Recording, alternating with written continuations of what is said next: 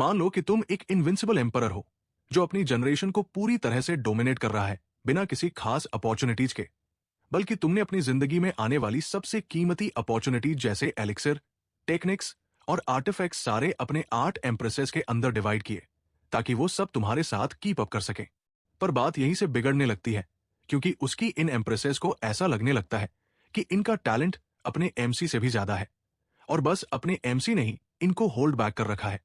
और ऐसी कीमती अपॉर्चुनिटीज का लालच देके हम सबको अपने झांसे में फंसा के हमारी फ्रीडम को छीन लिया है। इसीलिए आज जब हमारा एमसी अपनी आखिरी ट्रिबुलेशन को पार कर सेजोड को अचीव करने वाला था, तभी इन आठों ने कुछ ऐसा किया जिससे हमारा एमसी फेल हो जाता है। पर बात यहां खत्म नहीं होती, क्योंकि अपना एमसी और ये 8 की 8 एम्प्रेस आ चुके हैं अपने पास्ट के अंदर, जहां अब अपने एमसी ने कसम खाई है कि इस बार वो इन लोगों की कुछ मदद नहीं करने वाला, और इनको पता चलेगा कि मेरे बिना इनकी औकात क्या है। वेल कहानी का सार तो मैं तुम लोगों को बता चुका हूं, तो चलो अब इस कहानी को डिटेल में शुरू करते हैं। चैप्टर नंबर 1, हमें 9 हेवंस के सबसे ऊपर पिनिकल का सीन दिखाया जाता है। चारों तरफ हरियाली और खूबसूरत सीनरी है। एक काफी लग्जरियस सेट के दरवाजे के पास एक बूढ़ा आदमी कहता है कि आज हमारे 9 लाइफ वनरेबल अपने डाव को साबित कर असेंशन के थ्रू सेजोड को अचीव करेंगे और 9 हेवंस के अंदर अपनी वेल डिजर्व पोजीशन को अचीव करेंगे। ये हमारे और हमारे लोगों के लिए सच में बहुत बड़ी ब्लेसिंग है। आज तुम लोग इस मोनुमेंटल फीट को अचीव होता देखोगे। ये तुम्हारा सबसे बड़ा फॉर्च्यून होने वाला है। तो चलो अब हम रिस्पेक्टफुली अपने हेवनली वनरेबल 9 लाइफ को वेलकम करते हैं, और चलो ट्रिबुलेशन को शुरू किया जाए। इसके इतना कहते ही दरवाजा खुलता है और अपना एमसी अपनी रानियों के साथ बाहर आता है। वेल ऑनेस्टली बोलूं तो टेस्ट बुरा नहीं है। पीछे से कुछ डिसाइपल्स एमसी का ये टोरा देख के थोड़े से रूड कमेंट करने लगते हैं, तो इनके एल्डर्स इन सबका मुंह बंद कराते हुए बताते हैं कि अपना मुंह बंद करो और अपने एल्डर्स की रिस्पेक्ट किया करो, वरना अगर इस बंदे की सटकी तो इसकी ताकत इतनी ज्यादा है कि ये अकेले के दम पर तुम्हारी पूरी क्लेंस को खत्म कर सकता है। पिछले समय में इसने याओ क्लेंस के साथ अकेले बैटल करी और पूरी डीमन डोमिनस को अकेले के दम पे एनालिट करके रख दिया। सामने की तरफ ट्रिबुलेशन शुरू हो चुकी है और हमारी कहानी का मेन कैरेक्टर पूरे कॉन्फिडेंस के साथ इस ट्रिबुलेशन को चैलेंज करते हुए सीधा इसके सेंटर की तरफ ही आगे बढ़ने लगता है। सभी लोग ये देख के हैरान हैं, और तभी हमें दिखाया जाता है कि ट्रिबुलेशन के अंदर से कोई एल्डर फिगर बाहर आने लगता है। ये देख के हमारा एमसी भी हैरान हो जाता है। एक लड़की बताती है कि ये तो हेवनली वनरेबल गुजिंग है, जो सदियों से आ रही टॉप रैंक ट्रिबुलेशन है। पर एक एल्डर अब भी मानते थे कि हमारे 9 लाइफ वनरेबल इनविंसिबल है। सामने से हमारा एमसी इन वनरेबल से कहता है, क्या हम बैटल शुरू करें? सामने से गुजिंग भी एकदम स्ट्रेट फेस के साथ कहता है, चलो शुरू करो। तो ऐसे ही हमारा एमसी और ये वनरेबल आपस में फाइट करने लगते हैं। इनकी फाइट की वजह से स्पेस भी शैटर होने लगता है और चारों तरफ धमाके और लाइट की आवाजें गूंजने लगती है।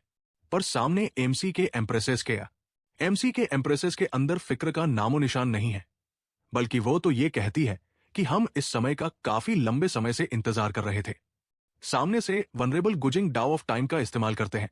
एल्डर बताते हैं कि इस टाइम टेक्निक की वजह से वनरेबल गुजिंग के क्लोन्स मल्टीपल टाइमलाइंस के अंदर ट्रैवल कर हमारे हेवनली वनरेबल को हंट डाउन करेंगे, और अगर एक भी टाइमलाइन के अंदर वो एमसी को हंट डाउन करने में सक्सेसफुल हो गए तो यहां एमसी की रियल बॉडी काफी ज्यादा घायल हो जाएगी।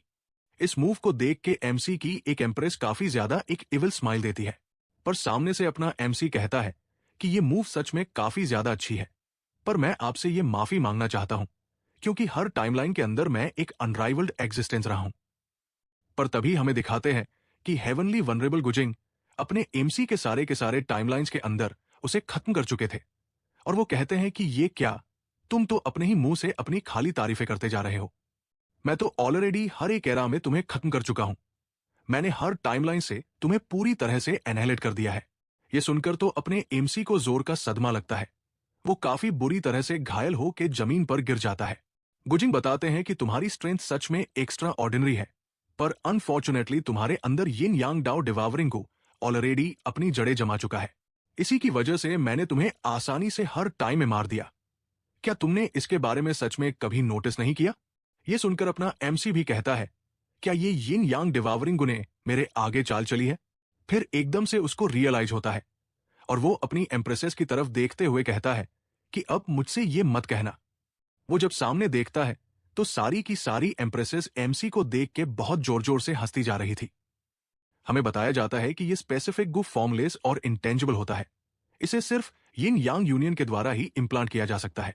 सामने वनरेबल गुजिंग के पास टाइम की पावर है, इसलिए उन्हें एमसी के बारे में सब कुछ पता चल जाता है और वो कहते हैं कि इसका रिजल्ट तो साफ है। मैं जानता हूं कि तुम गहरे सेंटिमेंट्स और लॉयल्टी वाले आदमी हो। बस ये शर्म की बात है कि जिन औरतों को तुमने अपनी पूरी जिंदगी प्यार किया, उन्होंने ही अंत में तुम्हारे ही आगे चाल चली। ये सुनकर सामने से एक एम्प्रेस कहती है, क्या सेंटिमेंट, क्या लॉयल्टी, हम तो बस इसकी पावर की वजह से टेरर होकर रखे हैं। इसने हमें फोर्सफुली पोजेस किया और हमें सदियों से डोमिनेट किया है। दूसरी कहती है, सीनियर ब्रदर, क्या आपको फेंग वुक्सी याद है? अगर यहां आप ना होते तो मैं अभी उसके साथ अपनी अच्छी जिंदगी गुजार रही होती। फिर ये सब अब अपने ही हाथों से एमसी को मारने के लिए अपनी पावर्स को एक्टिवेट करने लगते हैं और सारे फैक्ट्स को उल्टा पुल्टा करते हुए खुद को राइटियस और अपने एमसी को ही डेविल बुलाने लगते हैं। ये देख के अपने एमसी की सटक जाती है। वो पूरे गुस्से के अंदर इन लोगों की तरफ देखता है और कहता है, मुझे मारोगे, और वो भी बस तुम चूहे? मैंने तुम्हें इतने अच्छे से ट्रीट किया और मेरे बिना तुम में से कोई एक भी एम्प्रेस के टाइटल के आसपास भी नहीं पहुंच सकता था। मैंने कभी सोचा भी नहीं था कि मेरी इस अच्छाई का रिजल्ट ये धोखेबाजी होगी। वो इन एम्प्रेसेस पे हमला करना ही चाहता था, पर तभी पीछे से वनरेबल गुजिंग उसके ऊपर चिल्लाते हुए अटैक करने लगते हैं, क्योंकि वो उसकी ट्रिबुलेशन है। ऐसे ही वो उसके लिए रुक थोड़ी सकते हैं। ये देख के सभी लोगों को बहुत जोर का सदमा लग रहा था। पर इधर अपना एमसी कहता है, क्योंकि अब जबकि मेरी मौत पक्की है, तो अब मैं तुम सबको अपने साथ लेके मरूंगा। ये देख के वो एम्प्रेसेस घबराने लग जाती है और चिल्लाती है कि वो अपने कल्टीवेशन बेस को ही डेटोनेट कर रहा है। ऐसे तो हम सबको ही ले मरेगा, भागो यहां से। पर सामने वाली एम्प्रेस चिल्लाती है, नहीं, अब तो बहुत देर हो चुकी है। सामने से रूलर ऑफ टाइम वेनेबल गुजिंग कहते हैं, ये रैचेट डिस्प्ले क्यों फेलो डाविस्ट, ये लड़ाई तो मुश्किल से सेटिस्फाइंग थी। तुम्हें हराना जब तुम पॉइजन हो रखे हो, ये तो बिना ऑनर की जीत है। तो अब मुझे तुम्हें एक और मौका देना चाहिए। फिर हमें दिखाते हैं कि वनरेबल गुजिंग अपनी पावर्स का इस्तेमाल करते हैं और एमसी और उसकी आठों एम्प्रेस को अपने टाइम के वर्लपूल के अंदर खींच ले जाते हैं और वो एक मुस्कुराहट देते हुए कहते हैं, चलो अब अगले राउंड के लिए इन्हें भी तुम्हारे साथ ही आने दो, इस बार मुझे डिसपॉइंट मत करना। फिर हमें बताया जाता है कि हेवनली वनरेबल गुजिंग time and space reversal technique को अनलीश करते हैं और हमारे एमसी लुई और उसकी आठों फीमेल एम्प्रेसेस की आत्माओं को 50 साल पास्ट में पहुंचा देते हैं। तो अब हमें पास्ट का सीन दिखाते हैं, जहां अपना एमसी पहुंच के काफी ज्यादा हैरान था और उसी के सामने थी उसकी पहली एम्प्रेस चूलिंग, फ्यूचर की 9 हेवन स्वर्ड मेडन, जो अभी के टाइम पे बस एक सर्वेंट है। वेल, बुरी तो नहीं है, पास्ट में आने की वजह से चूलिंग का सर चकरा रहा है और वो जैसे ही सामने अपने एमसी को देखती है, उसे एक जोर का सदमा लगता है और वो चिल्लाती है, इधर डे डेविल मॉन्स्टर। वो मन ही मन चिल्लाती है, ये कैसे हो सकता है, क्या मैं पास्ट में आ गई, क्या वो सब कुछ सपना था?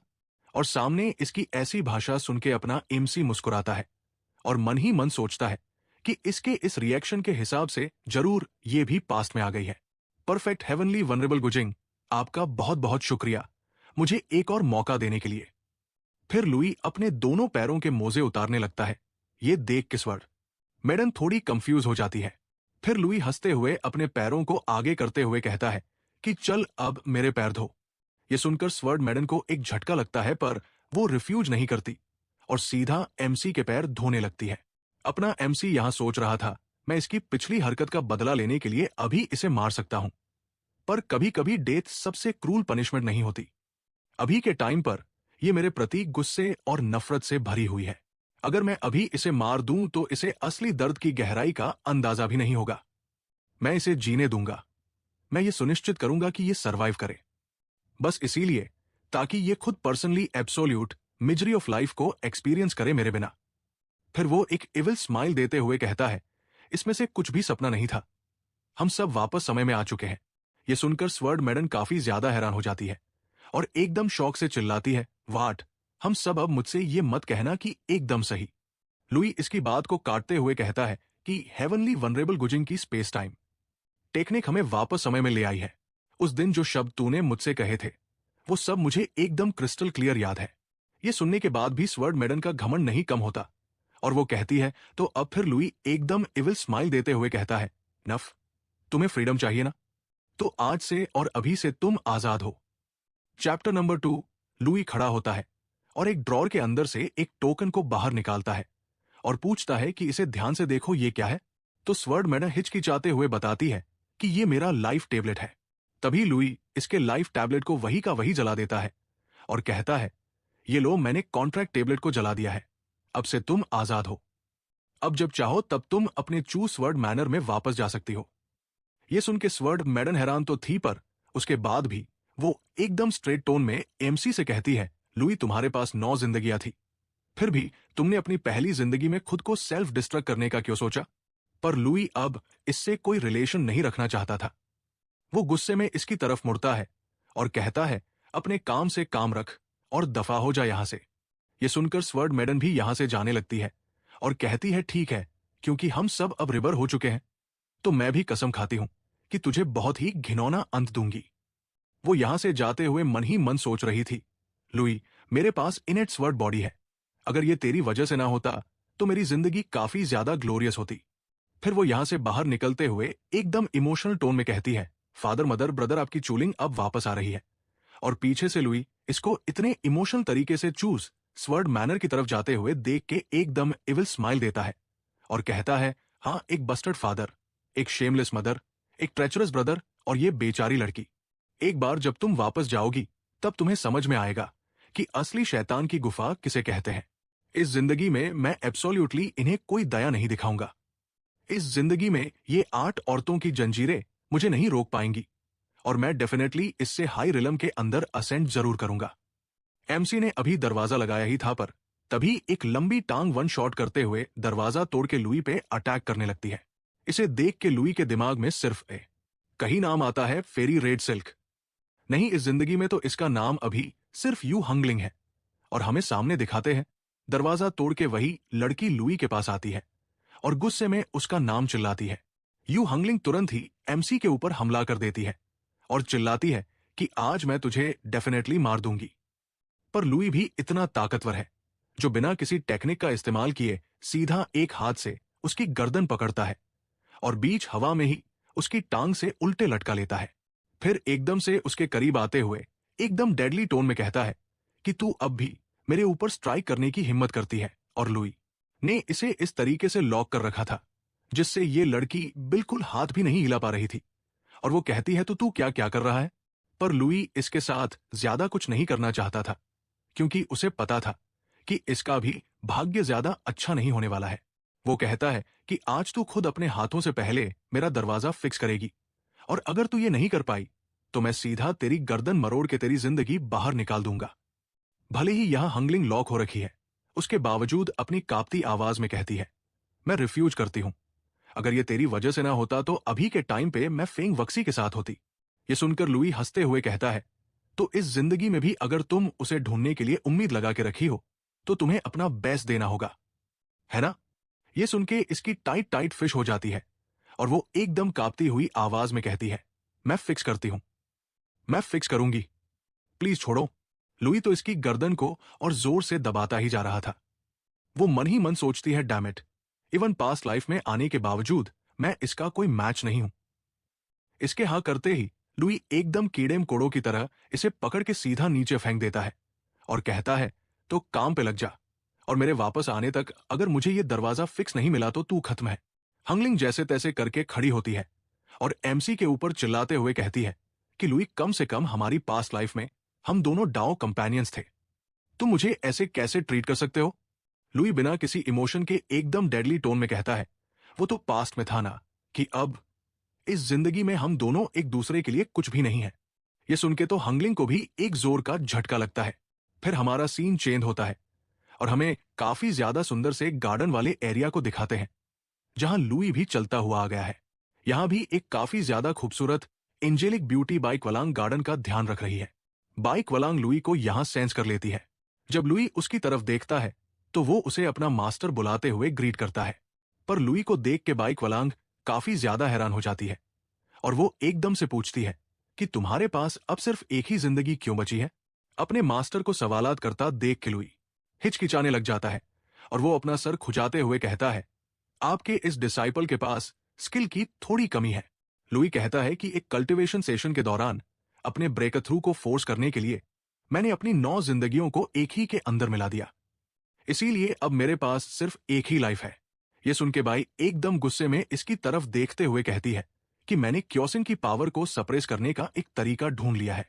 तो हमारी पास्ट लाइफ में जितने भी इवेंट्स हुए हैं उन्हें एक सपना समझकर भूल जाओ। बाई कहती है कि हम एब्सोल्युटली ऐसी चीजों को दोबारा नहीं होने दे सकते।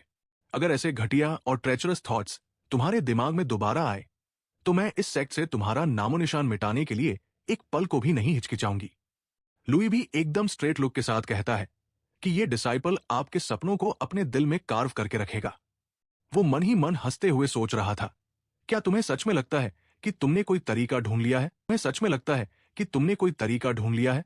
लुई सोचता है कि अगर मैंने खुद उस कशन पॉइजन को अपनी बॉडी के अंदर ट्रांसफर ना किया होता तो तुम्हें सच में लगता है कि तुम एक टियान एम्प्रेस के तौर पे असेंड भी कर सकती थी।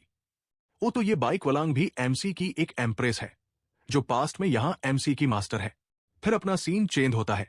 एमसी एक पहाड़ी पे आगे बैठता है और कहता है, नहीं, मेरा कल्टीवेशन बेस भी वापस से पीछे आके क्यूआई कंडेंसेशन रिलम की 5th स्टेज पे आ चुका है। वो कहता है कि लगता है मुझे दोबारा से सब कुछ ग्राइंड करना पड़ेगा। तभी एमसी के सामने एक सिस्टम की नोटिफिकेशन खुल जाती है जहां पर 3 ऑप्शन आ जाते हैं, कल्टीवेशन, डिडक्शन, एनलाइटनमेंट। फिर एक रोबोटिक आवाज आती है, मैं यही हूं होस्ट, आपको क्या चाहिए? यह आवाज सुन के एमसी रिलैक्स फील करता है और कहता है, थैंक गुडनेस तुम भी मेरे साथ ही चिपक के आ गए।